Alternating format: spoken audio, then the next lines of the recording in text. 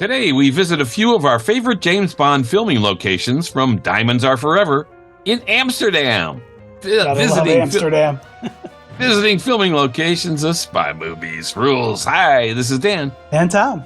Of SpyMovieNavigator.com and our show Cracking the Code of Spy Movies. Your spy agents bringing you the best coverage of spy movies in the world for almost 5 years. Our goal is to enhance your viewing experiences. All right, let's jump into Diamonds Are Forever 1971.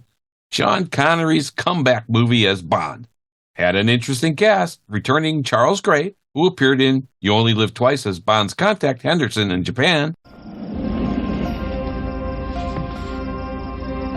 Do come in. Mr. Henderson? At your service.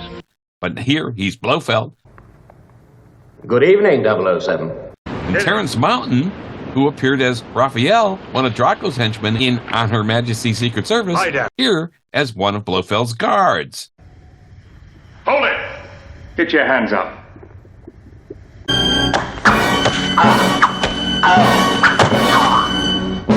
And Dan, we did an episode with Terrence Mountain.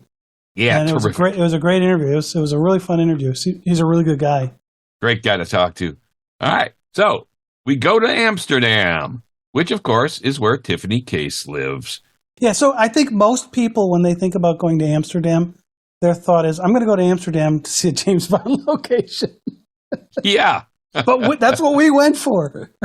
Not the Venice of the North, not anything else. No. This was on our whirlwind tour of 4 countries in 12 days. This was good. All right, so we liked Jill St. John as Tiffany Case. She was excellent. Absolutely. But her character wavered from a smuggler in control and tough to a somewhat less competent ally, which was weird. Well, that was a bit interesting. Yeah, that's strange. But anyway, we're going to go see if she's home in Amsterdam. All right. All right, Amsterdam. I think she might not have been. I'm going to bet no. Yeah. Now, Amsterdam is a beautiful city, and it's a diamond capital, which is a really cool tie-in for the movie, right? Because it's Diamonds Are Forever. Yes, it is. As of a survey of just a few years ago, there are more bicycles in Amsterdam than people. Think That's about true. that for a second. That's true. Yeah, we saw a lot of them. That's kind of crazy, but they're all over the place. And about 68% of the traffic going to and from work is by bicycle. It's a flat area. Unbelievable. And very easy. And the bikes pretty much have the right of way. So, it was wild. Yeah.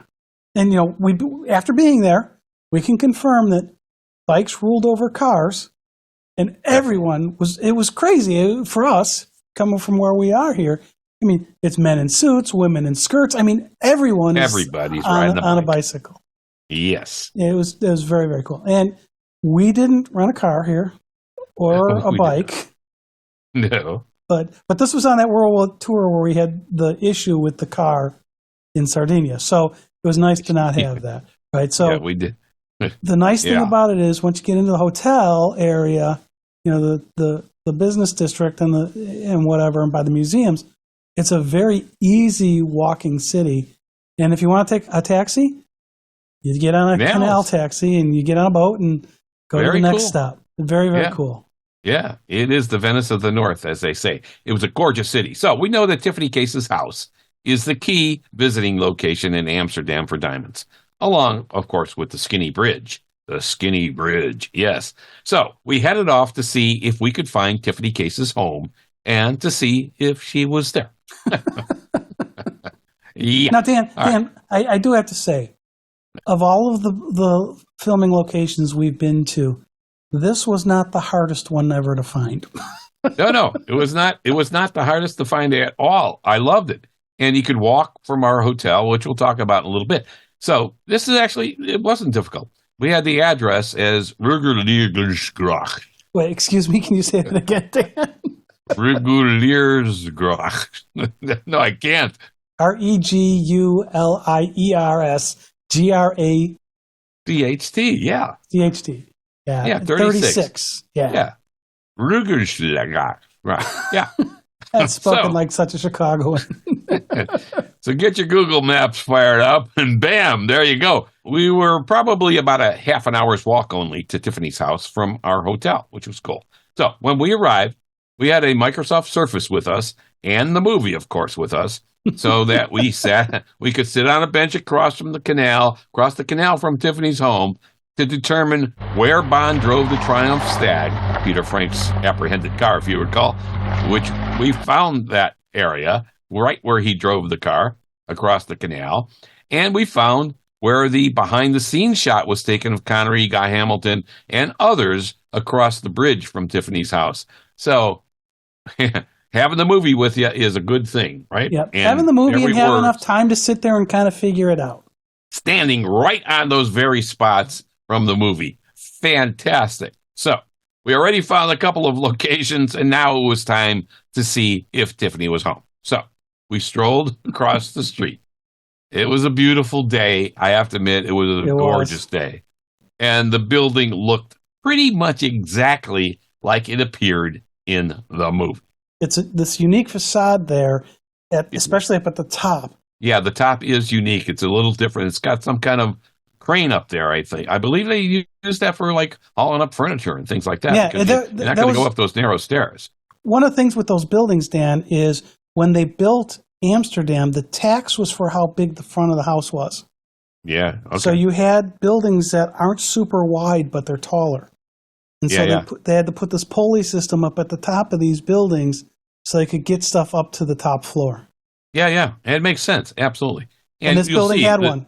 They are skinny buildings, and of course, the interior shots in the movie with the elevator, all that, none of that is in this building, of course, or else they wouldn't have those cranes up there. But the outside it looks really exactly like it did in the movie. We were able to take all the pictures we wanted, and we climbed the steps up to the front door. Of course, we had to. I mean, that's where Sean Connery went as Bond. The bell system was not there, of course, that you see in the movie, and nor was Tiffany Case's name. The look of disappointment on your face when Tiffany's name wasn't there. I know, but everything else looked the same. We were able to go up to the steps on the right of the building, too, to get a shot from where they must have filmed Connery walking up the steps. So we talked to Matt Sherman a little bit ago, and he always like it. He wanted to see where the camera angles are, too. So did we on this particular shot. So we went to the building next door, climbed those steps, and we said, okay, this is where they shot the scenes of Connery walking up the steps to Tiffany Case's house. So there you go. The building is gorgeous. And like we said, it has the lift system. Clearly, when the door opens in Diamonds Are Forever at Tiffany's house, the other side is Pinewood Studios. Well, they always say with a Bond movie, when a door opens, you walk into Pinewood, right? You walk into Pinewood. There you go. Now, this is definitely worth a visit for a very recognizable building for a Bond movie. It doesn't really take you that long when you're there, right? No. I mean, first, it's easy to get to. And second, when you're there, I mean, there's not much to it. You've got the building. You got to, if you want to get into the angles and stand right where Connery was or whatever, then it might take you a little more time. But it really doesn't. And you take see, that like long we said, we see where Connery drives the car across to it, and we see where they had that break and the behind the scenes thing. So you could get all of that there, and it's all in this little area. It's a small area. It's really good. It's just right on the street. So this house, we can see it. You couldn't go in. They didn't in the movie anyways, but so we see that. Now there's another location in Amsterdam where Wint and Kidd are. And this is when the woman, Whistler, was fished out of the Amstel River. So let's go find Wint and Kidd. Yeah, absolutely. So Wint and Kidd, they're standing on the bridge. They're overlooking the scene. And that bridge is called the Skinny Bridge. Yes. And this is Amsterdam. There are a ton of bridges crossing canals. It's like Venice. Venice has 400 bridges, so Amsterdam's got to be close.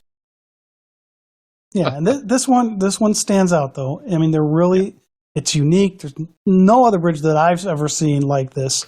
No. And when you'll find it, you know you're on the right spot. You know you're at the Skinny Bridge. Yes, you will definitely know that. Yeah, because, I mean, this bridge pretty much looks like it did in the movie. Yeah, you can see some of the background buildings and everything are the same. Absolutely the same. Now, some of the support trusses have been changed or upgraded a bit, but, you can stand on the spot where Wint and Kid were. And we did. And you can see them there, and you can hear them in your head. Yeah. Here's a clip from the movie of that scene. A tour boat is on a canal, and the guide on the speaker is talking about the skinny bridge that they're about to pass under. Two sisters who wanted to visit each other every day. Unfortunately, they ran out of money, so that is why it is called the Skinny Bridge. If you And the guide notices Mrs. Whistler being pulled from the canal and onto a boat. Now, what I love here is that you hear the Mr. Wint and Mr. Kid theme music. So we know we're going to see them soon. You hear the music before you see them. Mrs. Whistler did want some pictures of the canals for the children. How kind of you, Mr. Kid. I mean, the bridge is beautiful, and at night, it's glorious as over 1,000 bulbs outline the bridge. A definite great see at night as well. We went during the day and at night. It's called the Skinny Bridge for a reason. It is narrow and looks a bit incomplete. Well, one story is that two sisters named Majere lived on opposite sides of the river and had the bridge built to make it easier to visit each other. Major means skinny in Dutch, but who knows? Reality was it was a very skinny bridge, wooden when it was built, so skinny that two people could hardly walk side by side across it. It was replaced in 1871, and the bridge, though still narrow, is not all that skinny anymore, but definitely skinnier than most bridges, right? Yes.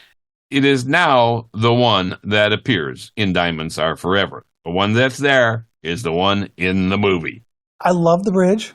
Yep. And what was really cool is people watching, because you could see people who kind of knew what they were going over. People's going, I'm going over a bridge. Yeah, and there was this little cafe we sat at. And, that was fun. Do you remember the name of it, Dan? I think it was Marjare Bruges. Yeah. Which, of course, is the skinny bridge.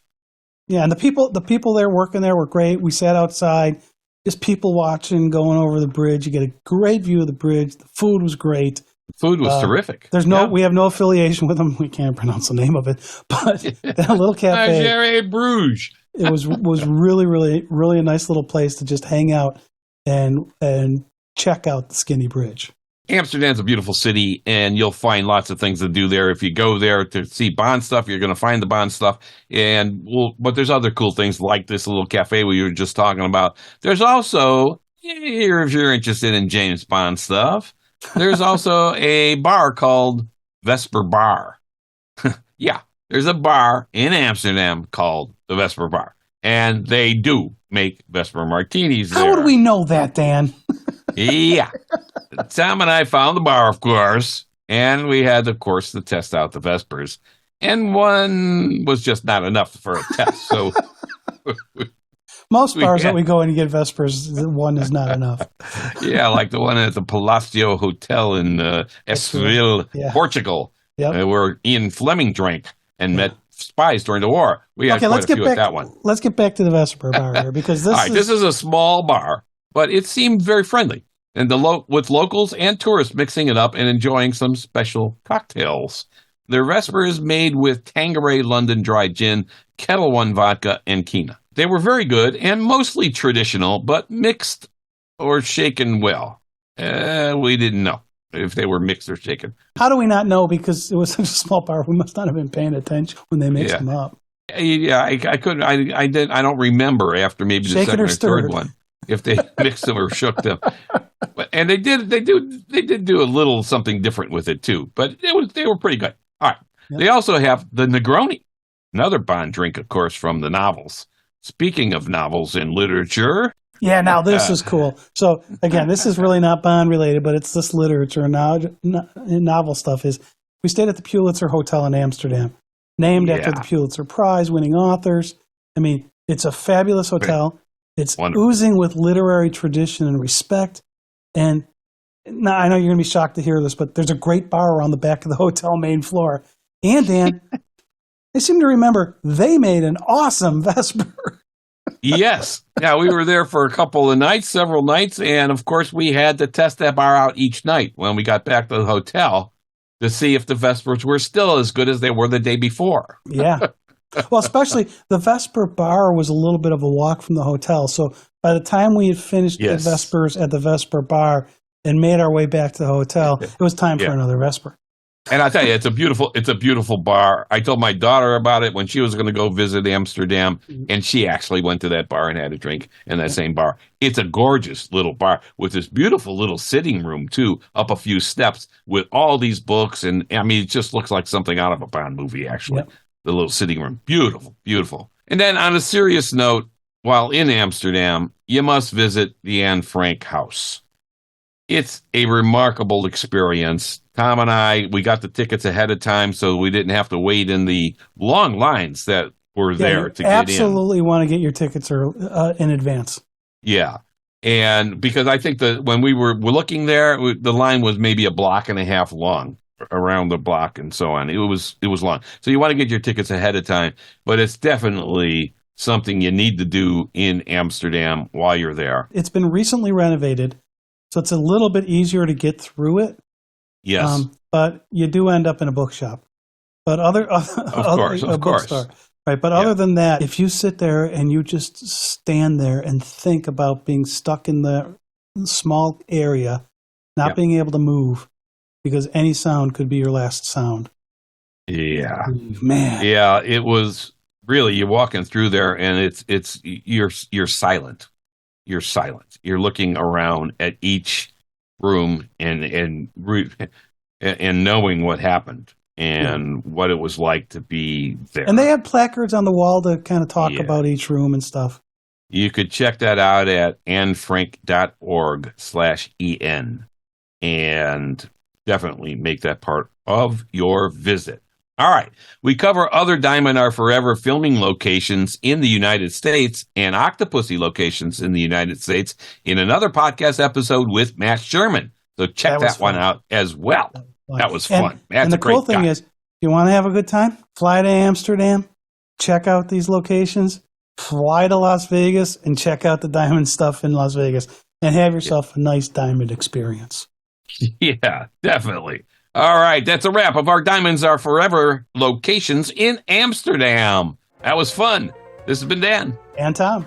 Of SpyMovieNavigator.com and our show, Cracking the Code of Spy Movies. Do us a favor and subscribe to our show in your favorite podcast app. That way, you can be in the know, and we will reach more people. We really appreciate you spending time with us. Thanks.